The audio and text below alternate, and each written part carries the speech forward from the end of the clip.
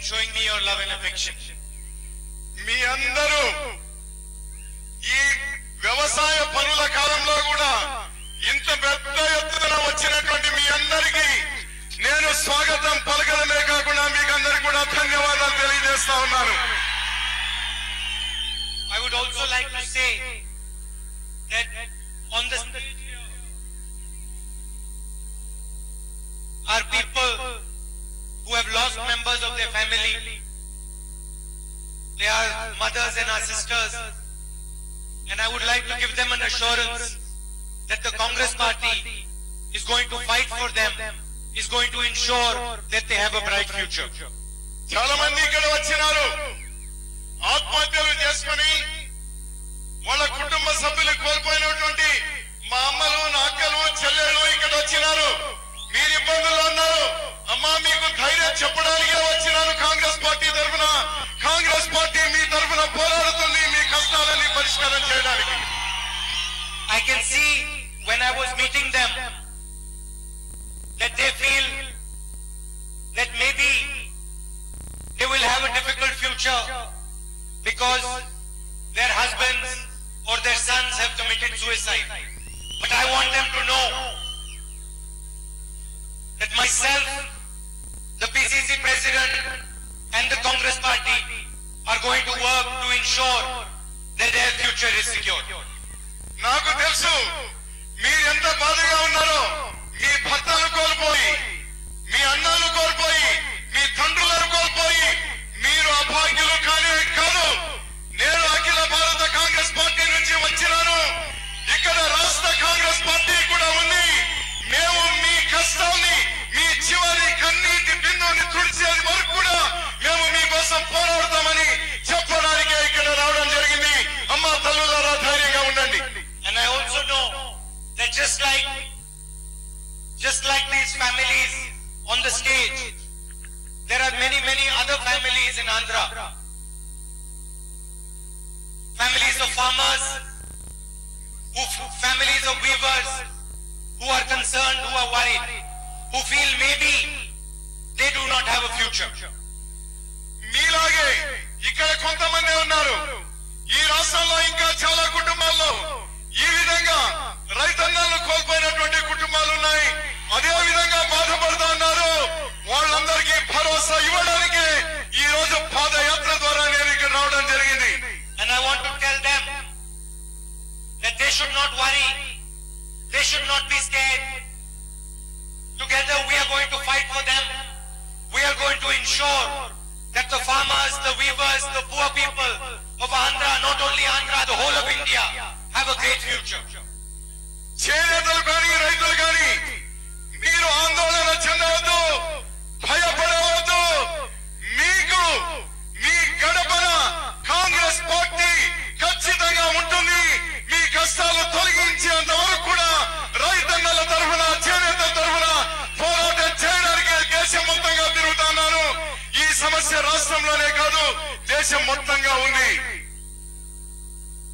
Indra Amma came here, she stood there on that stage, and I was a little boy who grew up in her house.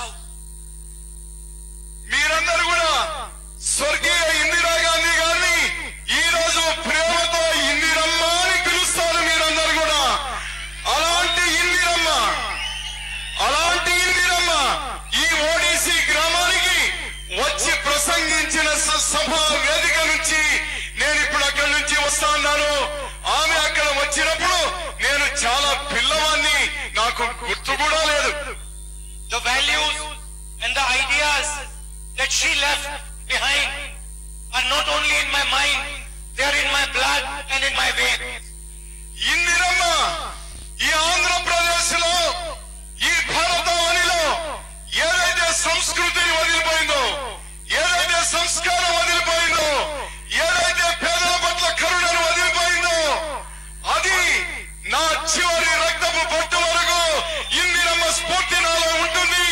నా రక్తం అది గుర్తు చేయడానికి నేను ఇక్కడ సంతోషిస్తా ఉన్నాను.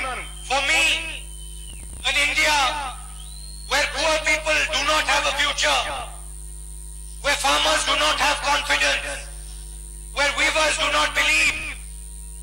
future of their children is not a worthwhile India. పేదవాడికి భరోసా లేనప్పుడు, రైతులకు భరోసా లేనప్పుడు ఎందుకోసం ఈ దేశం? ఉన్న వాళ్ళకైనా ఈ దేశం నిలబడాలి, లేని వారికి నిలబడాలి, బీదవాడి కోసం నిలబడాలి, రైతన్న కోసం నిలబడాలి. అదే కాంగ్రెస్ పార్టీ కళ, అదే కాంగ్రెస్ పార్టీ ప్రయత్నం. The farmer, the weaver, the youngster, they all work hard for this country. They work hard for this state. And we are not ready to accept an India or an Andhra where the people who work hard, where the people who give their blood, where the people who give their soul get nothing in return.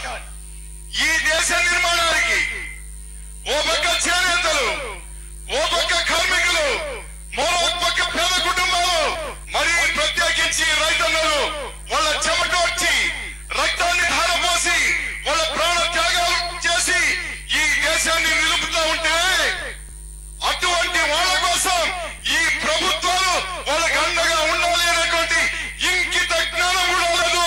నాకు బాధ వేస్తుంది ఈ పరిస్థితి చూస్తా ఉంటే. Some time back, the government of India decided to change our land bill. మొన్ననే BJP ఆధ్వర్యంలో ఉన్న కేంద్ర ప్రభుత్వం రైతుల భూములు అక్వైర్ చేయడం, సేకరించేటువంటి ఒక చట్టాన్ని మార్పు తీసుకున్నారని పార్లమెంట్ లో తెచ్చినారు. The crux of the land bill, the bill that we put through parliament, was that farmers should be asked their permission before their land is taken away from them. Congress హయాంలో మేము ఒక చట్టం తెచ్చాము రైతన్నల కోసం. ఆ తెచ్చిన చట్టం ఏమంటే రైతు అనుమతి లేనిది ప్రభుత్వం భూమి సేకరించడానికి వీలు లేదు అనేటువంటి చట్టాన్ని తెచ్చింది సోనియా గాంధీ గారి నాయకత్వంలో కాంగ్రెస్ పార్టీ ప్రభుత్వం. That big business, the bill ensured politicians and their big businessmen friends could not just go and take land away from farmers. అధికారం ఉంది కదా అని ఆ ఎమ్మెల్యేలో, ఆ ఎంపీలో, లేకపోతే రాజకీయ నాయకులు ప్రభుత్వాన్ని అడ్డం పెట్టుకొని పేదల రైతు భూములను లాక్కునేటువంటి అవకాశం ఉండకుండా మేము చట్టం తీసుకుని వచ్చినాం. The bill ensured that the people who worked on the farms, not just the farmers but the laborers, would also get a share of benefits. మేము చట్టంలో తెచ్చింది ఒక్క రైతుతోనే సేద్యం ముందుకు సాగదు. రైతుతో పాటు రైతు కూలీ కూడా ఉన్నాడు. భూముల్ని తీసుకునేటప్పుడు రైతు ప్రయోజనాలను కాపాడుతూనే రైతు కూలీల ప్రయోజనాలు కూడా కాపాడాలని కాంగ్రెస్ పార్టీ చట్టంలో తీసుకుని వచ్చింది ఆనాడు. And the bill also said that if the industrialist who takes the land or the government does not use the land within 5 years, that land will go back to the farmer.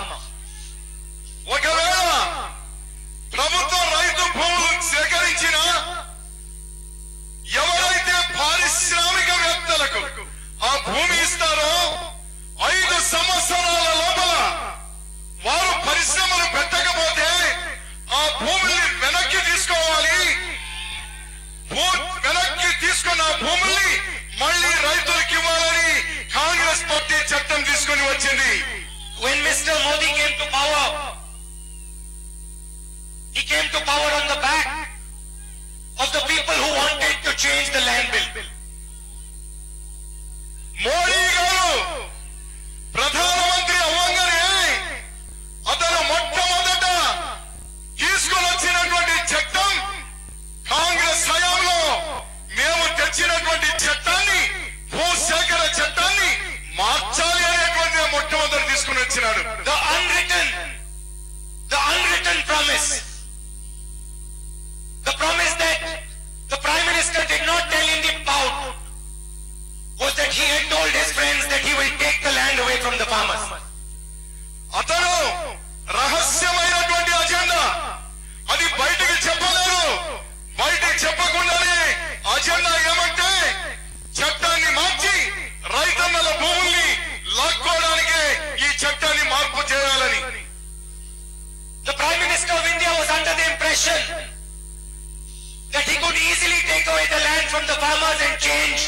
bill. He said in Parliament that we will carry out development on the back of the land of the farmers.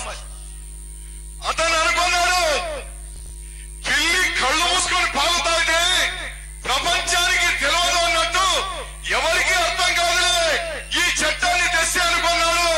కానీ ఇప్పుడు నిజమైనటువంటి స్వరూపం బయటపడతా ఉంది.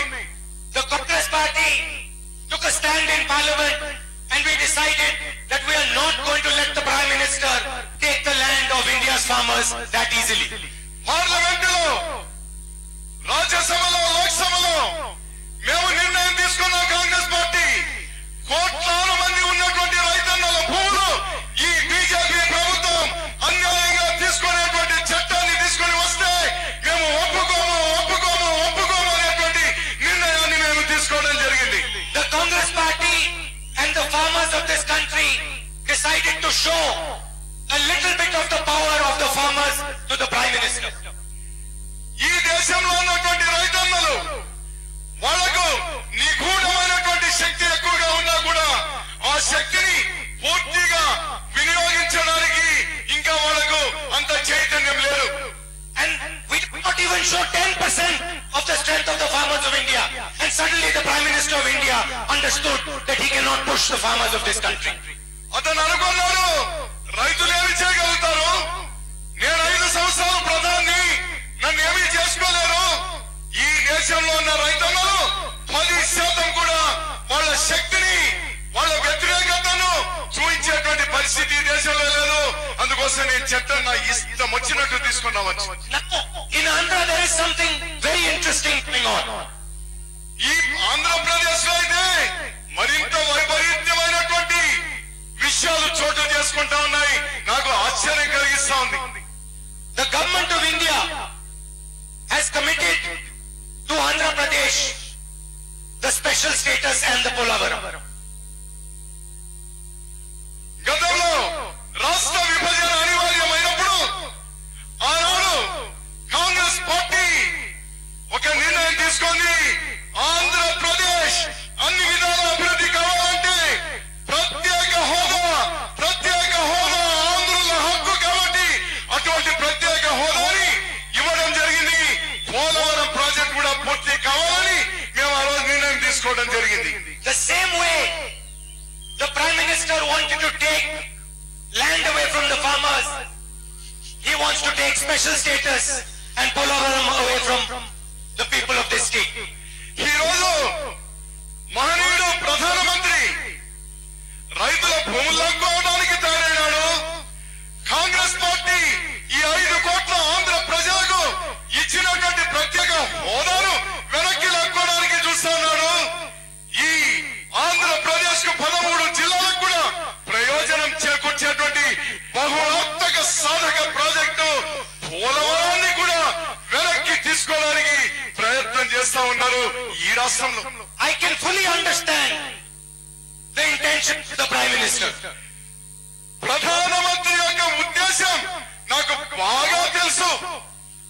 But what I don't understand is the intention of the Chief Minister of the state and of the other party. కానీ నాకు అర్థం కాని ఏమంటే ఇక్కడ ఈ రాష్ట్రాన్ని పరిపాలిస్తున్నటువంటి తెలుగుదేశం పార్టీ ముఖ్యమంత్రి, అలాగే ప్రధాన ప్రతిపక్షం, ఏకైక ప్రతిపక్షంగా ఉన్నటువంటి జగన్ పార్టీ వాళ్ళు ఏమి చేస్తున్నారో మాకు అర్థం కావడం లేదు. I don't understand why these two parties are not fighting for special status. I do not understand why these two parties are not fighting for Polavaram. నాకు అర్థం కావడం లేదు. ఒకరేమో అధికారంలో ఉన్నారు, ఒకరేమో ప్రతిపక్షంలో ఉన్నారు. వీళ్ళకేం పట్టరా? పోలవరం అవసరం లేదా? ప్రత్యేక హోదా అవసరం లేదా? ఎందుకు పల్లెత్తి మాట్లాడడం లేదు? ఎందుకు దాని కోసం పోరాటం లేదు? అదే నాకు అర్థం కానటువంటి ప్రశ్నగా నాకు మిగిలిపోయింది. ఇప్పుడు Why are they scared to ask for what is due to Andhra? ఎందుకు భయపడుతున్నారు వీళ్ళిద్దరు? మోడీని ఇస్తారా ప్రత్యేక హోదా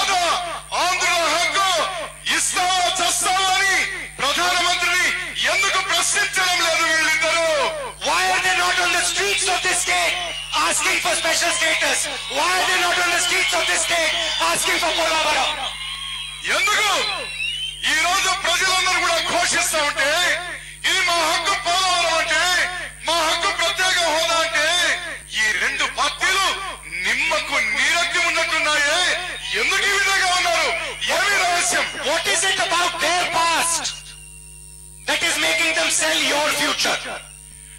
మన ఆంధ్రప్రదేశ్ భవిష్యత్తును మోడీ కాళ్ళ దగ్గర తాకట్టు పెట్టేటువంటి అధికారం ఈ రెండు పార్టీలకు ఎవరిచ్చినారని నేను ప్రశ్నించడానికి ఇక్కడికి రావడం జరిగింది ఆంధ్రప్రదేశ్ కి రోజు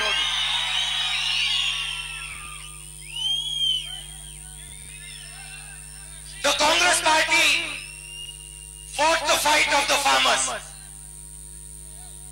and fought the government. We fought the Prime Minister, and the Prime Minister and the government have changed their mind about the land bill.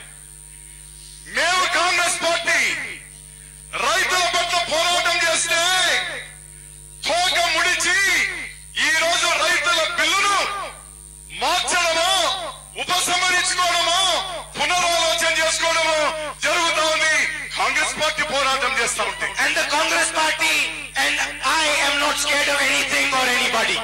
Congress party కానీ ఇక్కడ వచ్చినటువంటి అశేషమైనటువంటి కాంగ్రెస్ శ్రేణులు కానీ ఈ రాష్ట్రంలో దేశంలో ఉన్న కాంగ్రెస్ కార్యకర్తలు కానీ నేను కానీ ఎవరికి భయపడే స్థితిలో లేదు అందుకోసమే ప్రశ్నిస్తా ఉన్నాం So what I have come here to tell you,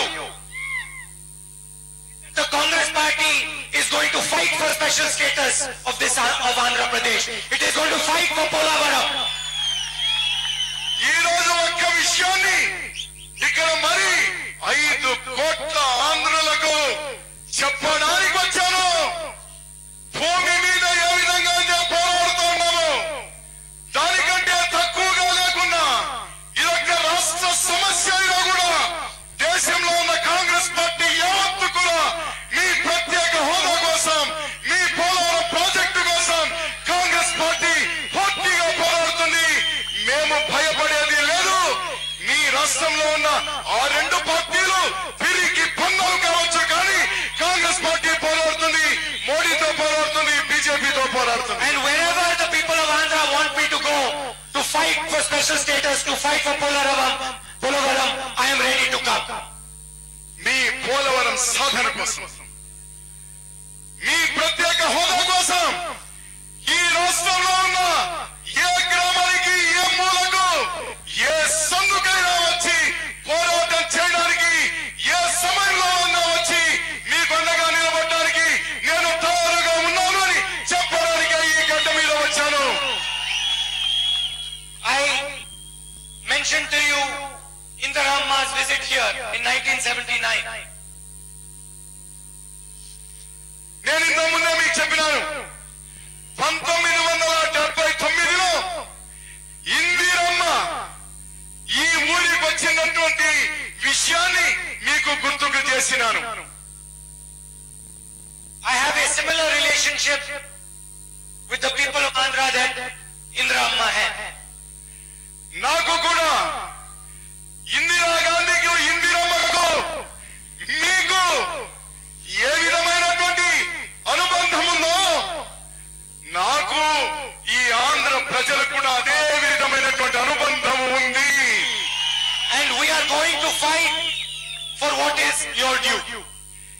అందుకోసమే ఇందిరమ్మ మనవడిగా మీకొక్క మాట చెప్పడానికి వచ్చినాను మీ హక్కులు ఏవైతే ఉన్నాయో మీకు రావాల్సినటువంటి రాష్ట్ర కేంద్ర ప్రభుత్వం నుంచి మీ హక్కుగా సంక్రమించవలసినటువంటి ఏవైతే ఉన్నాయో వాటికి పోరాటానికి మీ వాడిగా మీ అన్నగా మీ తమ్ముడిగా ఇందిరమ్మ మనవడిగా ఉన్నాను అని చెప్పడానికి ఇక్కడ వచ్చాను Unlike the two other parties in the state, we are not going to compromise with your future.